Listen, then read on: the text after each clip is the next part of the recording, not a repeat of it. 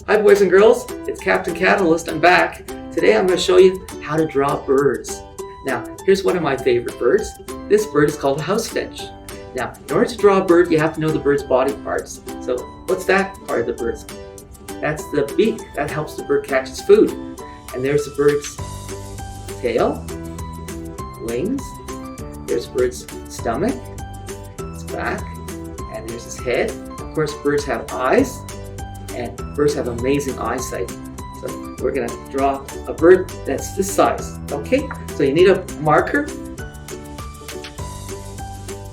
And I'm going to draw the bird on this paper, okay? And you can try to draw your own bird and show your parents your beautiful drawing. The first thing you do is draw half a circle. Okay, let's see that? That's the top of the bird's head. Then you draw a little triangle, and that's the bird's beak. And you make a little line in the middle of the beak, like so.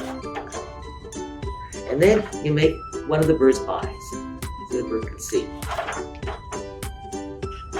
Then you want to make like half a circle, and this is going to be the bird's stomach.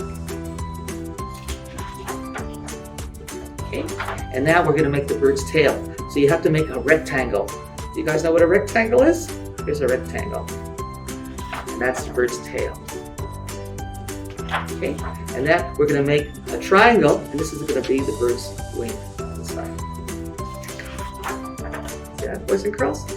And now we're going to finish off our bird. So we connect the rest of the bird. So, and what's the bird missing? Its feet. You have to put some feet on the bird. So you put these feet right here. There we go. And there's your bird. What do you think? And if you want, you can color it and add some feathers to it. And you have your house finch. There you go. Like, that was good. Captain Catalyst is going to do a favorite bird game. We're going to make a bird. This game you can actually buy at a store. I'll show you how you can make your own version of it. So what you do, the game comes with a bird, like so. You see this bird? And it comes with feathers. But you can actually get your own feathers. Okay? And let's make a bluebird. So you have blue feathers. And you put them on here. And you can make your own beautiful bird. Cool. That's some of my feathers. You get mixed in different colors if you want. There you go. You can make up your own bird. So you can do this on your own. If you want, you can go to the store and buy this kit. But why not just make it yourself? Just need to get some feathers, draw a bird, and then you make your own bird and show it to your friends. Isn't that cool? Now, we're going to end with some of my favorite bird books. And then I can ask you a few questions. Oh, here's a good question for you boys and girls. What do all birds have in common? Can anybody guess? Well, all birds have feathers. That's a common characteristic of all birds. Now, here are some common myths. A myth is something people think is true about birds, but it's not really true. For example, some people think all birds can fly. Is that true? No, some birds can't fly. Ostriches are just too big.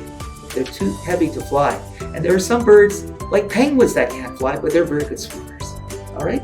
And another example of a good science question about birds.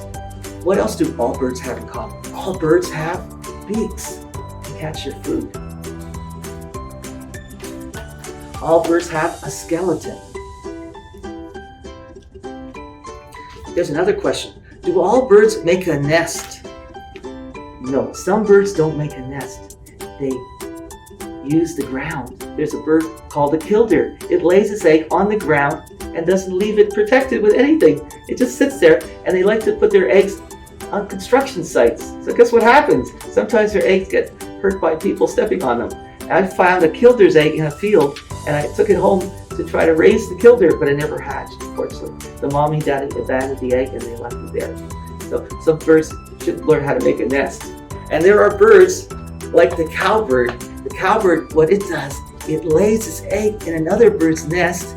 Then it expects the other bird's mommy and daddy to feed its babies. The cowbird is called a parasitic bird. That means they use other birds to help take care of their own children. It's a very interesting bird story. Now, I'll end with one of my favorite stories about birds, and I'll show you my beautiful bird book afterwards. Okay, this bird is famous for making what's called a bower. Now, the male makes this beautiful nest, and what it does, it decorates the nest with beautiful, colorful leaves and flowers. And sometimes what it does, it goes into campgrounds and steals shiny objects from people's campgrounds, and it puts it into the bower to attract the female. And this bird is called the bower bird. It lives in Australia, New Zealand. There's the bower bird. So the male decorates his bower. The more beautiful the bower, the more likely to find a female, come into the bower, and then they'll have a family together. Amazing bird story. And I'm going to end with one of my favorite. This bird book is called Birdscapes. And what happens when you open it up, guess what happens?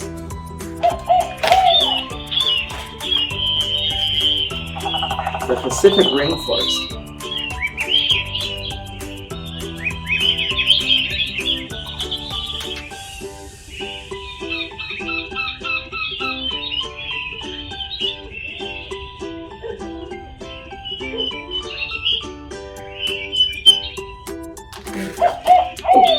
Bye, boys and girls. So Captain Kaz is saying goodbye, and I want to say goodbye from Albert to you. Big Al says goodbye. We'll see you next time for more science. Audio Jungle.